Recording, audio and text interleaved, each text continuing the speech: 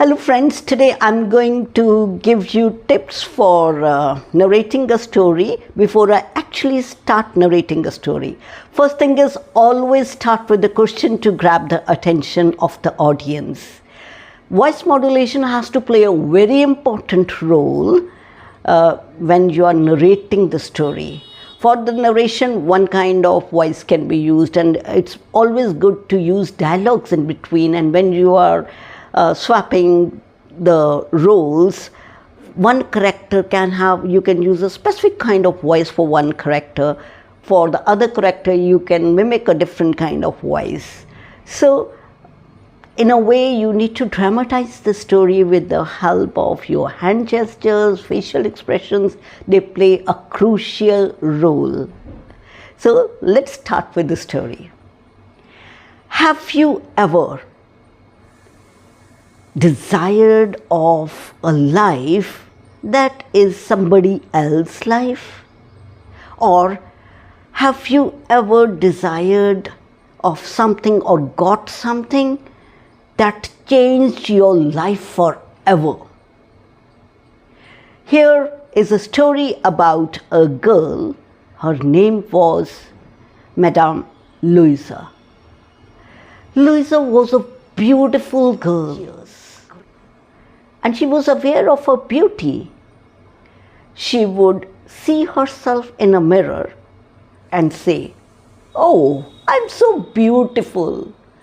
But look, I'm born in a poor family. And my father, he has married me to a clerk who has hardly anything at his home. I hardly wear good clothes, whereas I deserved all the riches of the world, the kind of beauty I have." So Louisa always craved, she always felt unhappy with the kind of family she got into. But her husband was very loving. He was an amazing person, very supportive, and he knew that his wife has great expectations. So one day, he was very happy to bring something for her. He got a surprise. He said, "Louisa, Louisa, look what I have brought for you." And Louisa saw the envelope and said, "Oh, what is this? Come on, you open it and see what is there inside." Louisa opens the envelope and finds that there is an invite for the dinner and ball. She said, "This is an invitation from the Minister of Education." "Yes. Are you not happy?" "What am I going to do with this invitation?" "Why? You always wanted to go to such parties. So I got one. Oh, the rich, the big wig people will be there in the party. The elite, the cream of the city will be there." And Louisa says, "Do you expect me to go there with these kinds of clothes which I wear? On the ordinary, I don't want to go to this party." Then the husband felt really bad. He says, "Okay, Louisa, how much a decent dress would cost?" Louisa starts thinking and says, "Maybe 400 francs would be enough." So her husband has been saving some money to buy a gun for himself. He wanted to go for hunting with his friends. So he got that money, gave it to his wife so that his wife feels happy about it. His wife goes for shopping, gets a beautiful dress, and her husband asks that, "I have seen you over many days that you're not happy. What happened, Louisa? We have to go to a ball. I've bought a new dress for you. What's the matter? You can share." Oh, you see, I have got a dress, but what to wear with the dress? I don't have any jewelry. Oh, you can actually borrow it from your friend, Miss Forrester. Louisa said, oh, that's a wonderful idea. Yes, yes, I can borrow from her.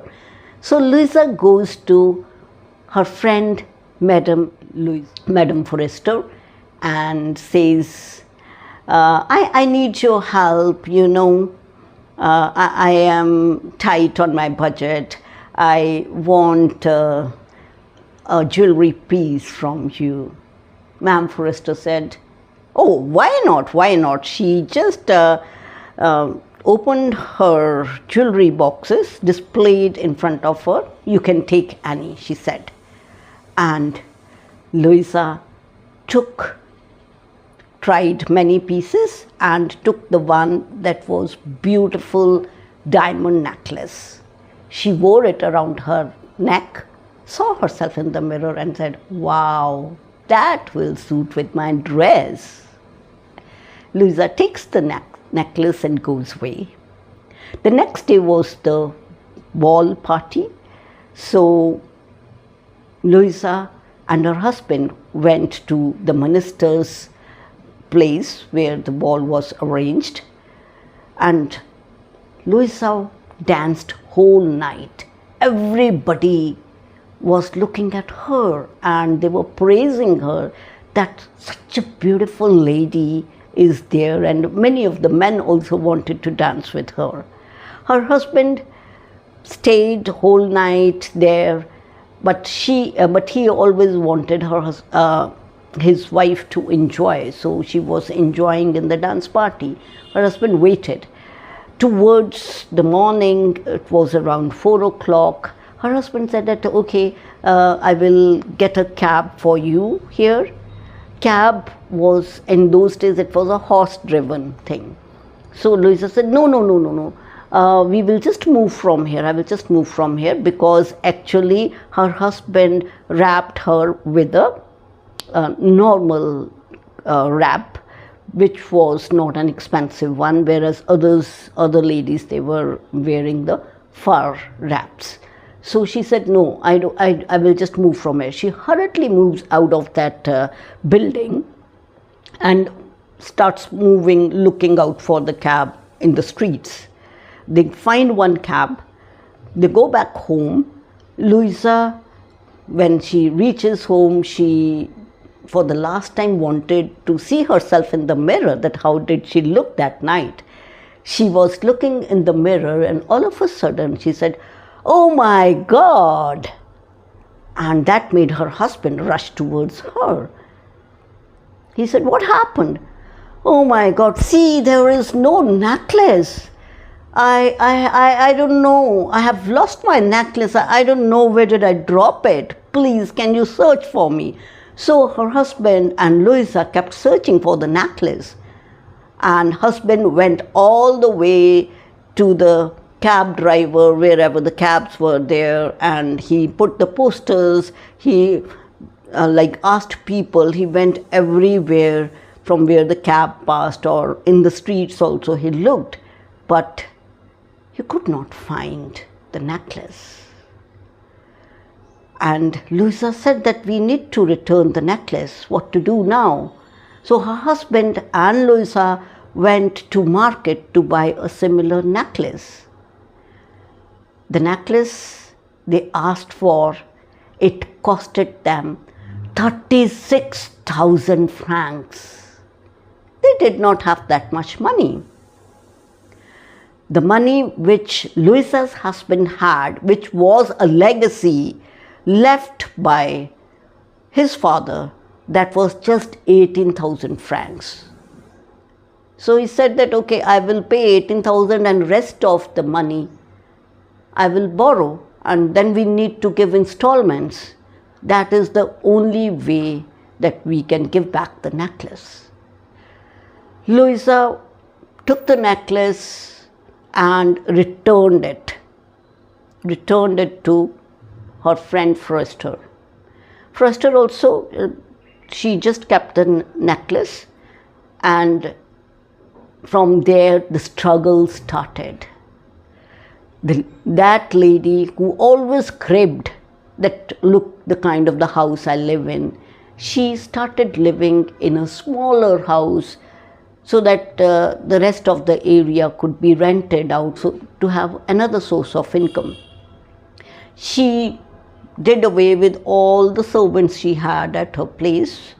She started haggling for even cent.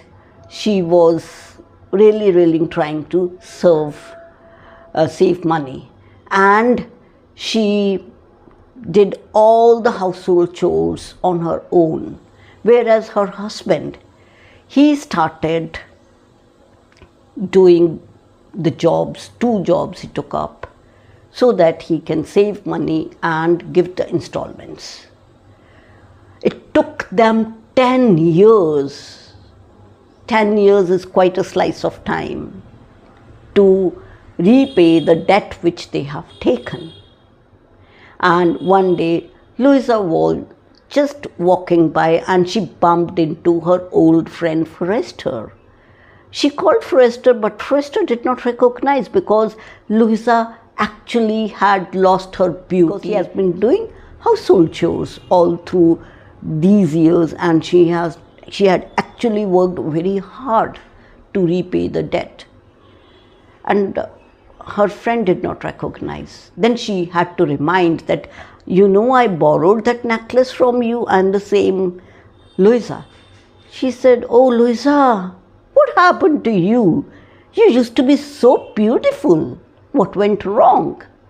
She said, "You remember, I borrowed a necklace, but I lost it." Ma'am Forrester said, "But you returned that necklace." "Yes, that was the necklace which I bought from the market and gave it to you, and it costed me 36,000 francs. We did not have money. So we both of us had to work really hard, slog day and night for it."